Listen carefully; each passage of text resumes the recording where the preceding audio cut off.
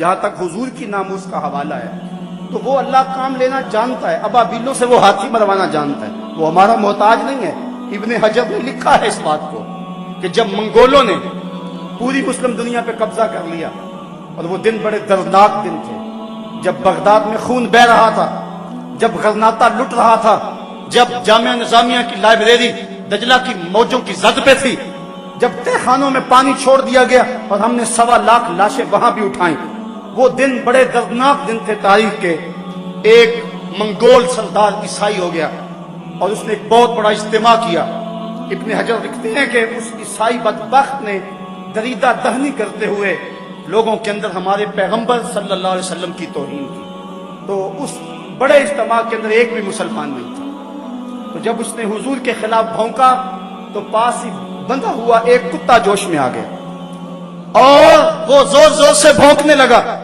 سب نے اسے کہا کہ تم مسلمانوں کے نبی کے خلاف بولا ہے، اس لیے یہ کتا بھونک رہا ہے۔ تو اس نے کہا کہ نہیں، یہ ویسے بڑا غیرت مند ہے، میں نے ہاتھ سے اشارہ کیا تو یہ سمجھا کہ مجھے مارنے لگے، اس وجہ سے غیرت میں آیا۔ تو اس نے دوبارہ پھر حضور علیہ السلام کو سب کو شتم کرنا شروع کیا، میرے آقا کو گالیاں دینے لگے۔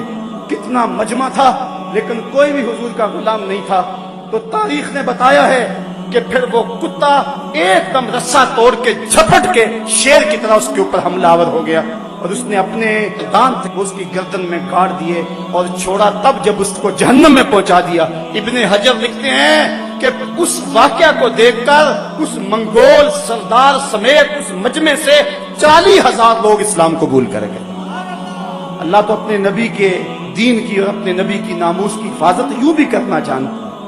کاش ہم اس کتے کا دانت ہی بن جاتے، اس کے پنجے کا ناخن ہی بن جاتے جو گستاخ رسول کو چیر کے رکھ دیتا ہے۔ تو وہ اپنے نبی کی ناموس کی حفاظت جانتا ہے۔ ابو لہب اگر بولے تو تبت یدا ابی لہب کا تازیانہ برستا ہے۔ وہ اپنے محبوب کی حفاظت کرنا جانتا ہے، لیکن یہ سعادت ہے جس کو نصیب ہو جائے۔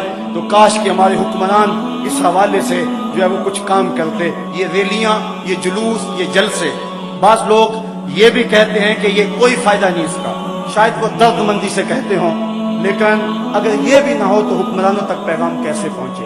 یہ فکر اور یہ جذبہ اور یہ سوچ یہ کس طرح بیدار رہے؟